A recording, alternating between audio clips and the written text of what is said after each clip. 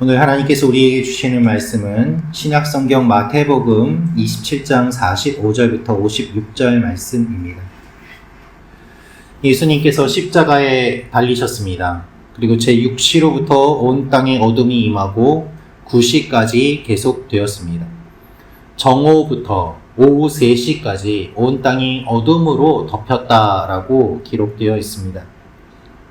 오늘 말씀을 보면 온 땅에 어둠이 임하여 제9시까지 계속되더니 라고 되어 있는데, 땅이라고 번역된 겐이라는 말은 지구를 뜻하기도 합니다. 그런데 오늘 표현을 보면 하늘이 어두워졌다라고 기록되어 있지 않습니다.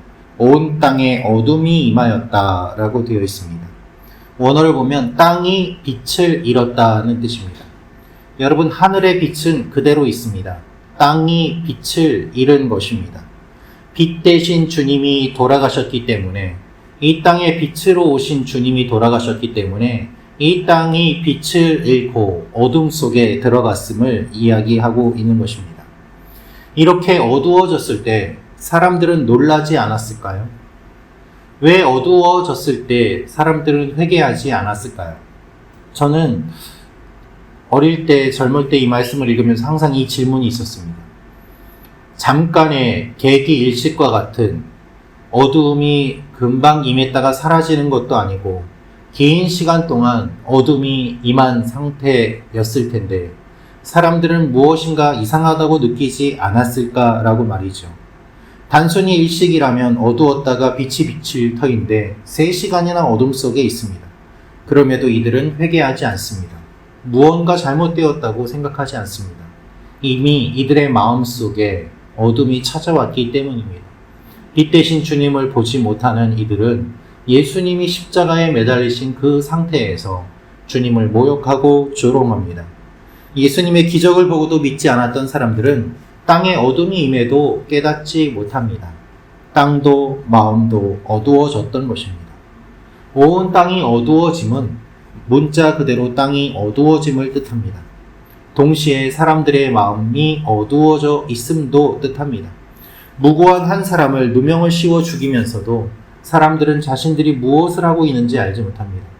그들은 하나님의 아들을 죽이면서도 자신들이 무엇을 하고 있는지 알지 못합니다.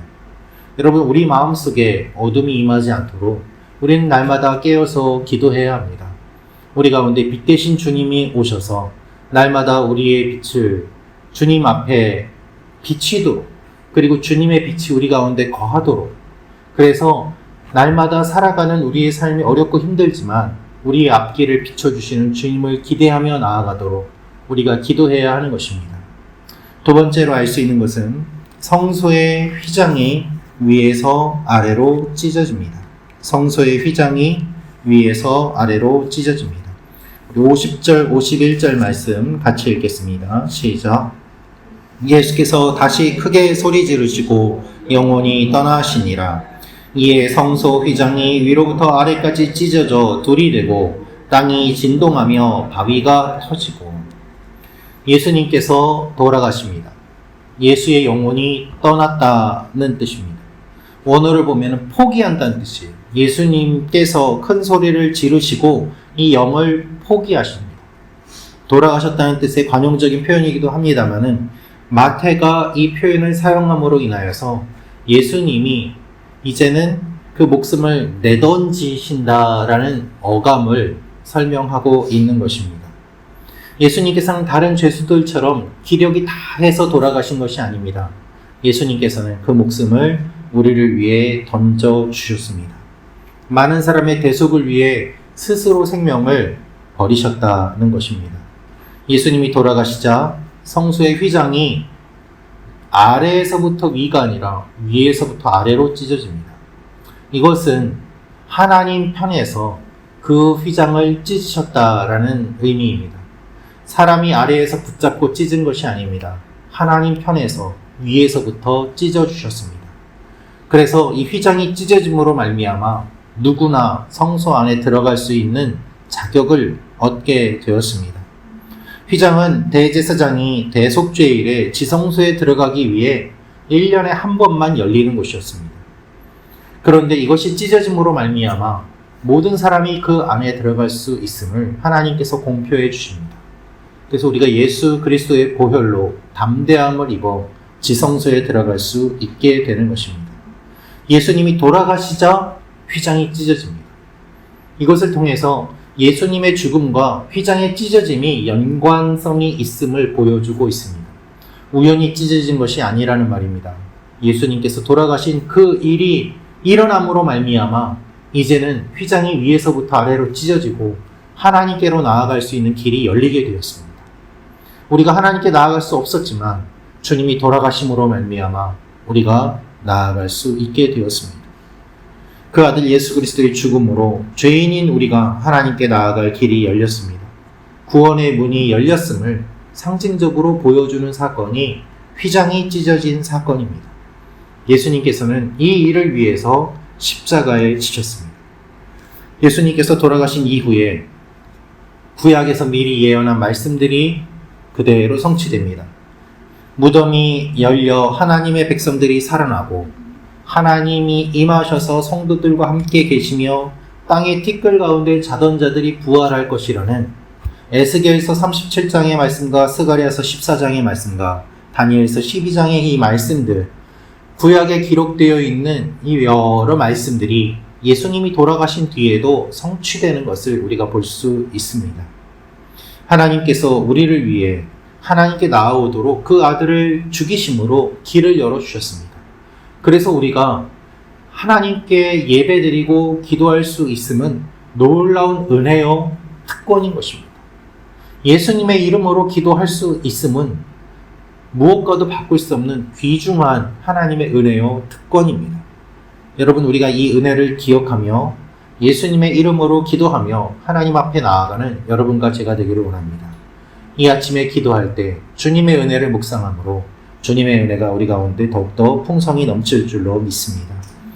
마지막으로 알 수 있는 것은 예수님 죽음의 증인들이 있습니다 라는 것입니다. 예수님 죽음의 증인들이 있습니다.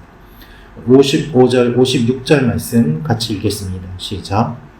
예수를 섬기며 갈릴리에서부터 따라온 많은 여자가 거기 있어 멀리서 바라보고 있으니 그 중에는 막달라 마리아와 또 야고보와 요셉의 어머니 마리아와 또 세베대의 아들들의 어머니도 있더라. 아멘. 예수님의 제자들은 다 도망갔지만 갈릴리에서부터 따라온 많은 여인들이 멀리서 예수님의 죽음을 보았습니다.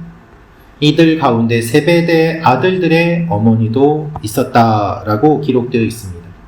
마태만 이 내용을 기록하고 있는데요. 56절의 마지막 부분에 또 세베대의 아들들의 어머니도 있더라 라고 기록하고 있습니다. 여러분, 세베대의 아들들의 어머니는 어떠한 사람입니까? 예수님께 자기의 아들들을 예수님의 오른편과 왼편에 있게 해달라고 부탁했던 여인입니다. 이 여인은 예수님의 십자가를 보면서 무슨 생각을 했을까요? 예수님의 좌우편에 매달린 강도들의 모습을 보면서 무슨 생각을 했을까요? 내가 아들들을 예수님의 좌우에 있게 해달라고 요청한 것이 어떠한 의미였던가라고 깨닫지 않았을까요? 그 자리가 십자가의 자리구나 라는 것을 깨닫지 않았을까요? 예수님의 제자들과는 달리 이 여인들은 끝까지 그 자리를 지키고 있습니다. 예수님이 돌아가시는 장면을 보는 것이 얼마나 힘들고 괴로웠겠습니까? 도움을 드리지도 못하고 가까이 가지도 못하고 목마르신 주님께 무엇 하나로도 드리지 못하는 가운데 멀리서 떨어져서 봐야만 하는 이 여인들의 아픔은 얼마나 깊었겠습니까? 그러나 이들이 끝까지 지켜보았기 때문에 이들은 예수님의 증인이 됩니다. 예수님의 죽음을 증언하는 증인이 되고 동시에 부활의 증인이 되는 것입니다. 만약에 이 여인들도 다 도망갔더라면, 예수님을 알고 증언해 줄 사람이 없었더라면 예수님의 십자가는 거짓이라고 사람들이 주장해도 반박할 수 없었을 것입니다. 그러나 많은 여인들이 와서 끝까지 주님의 마지막을 지켜보았기 때문에 이들은 주님의 증인으로서의 역할을 감당할 수 있게 되었습니다. 여러분, 우리는 힘들더라도 끝까지 외면하면 안 됩니다. 우리가 끝까지 자리를 지켜야만 합니다. 믿음의 자리, 십자가의 자리, 그리고 주님이 있으라고 하는 그 자리에 우리가 있어야만 합니다. 그것이 하나님 일의 증인이 되고 주님을 선포하는 씨앗이 됨을 기억해야 합니다. 예수님의 부활도 거짓이라고 사람들이 조작했습니다. 예수님의 시신을 제자들이 훔쳐갔다라고 거짓 소문도 퍼뜨렸습니다. 그때 이 마지막을 본 사람들의 증언이 없었다면, 그리고 부활의 증인으로서의 이 여인들이 없었더라면 그 소문은 계속해서 퍼져나갔을 것 아니겠습니까? 예수님의 죽음을 본 많은 사람들이 있었기에 주님의 죽음은 거짓이나 환상이 아니라 실제로 일어난 일임을 알게 되었습니다. 여러분, 우리의 삶에도 고통스럽고 마주보기 힘들고 싫은 일들이 많이 있습니다. 왜 나에게 이런 일이 일어나나 싶은 일도 있습니다.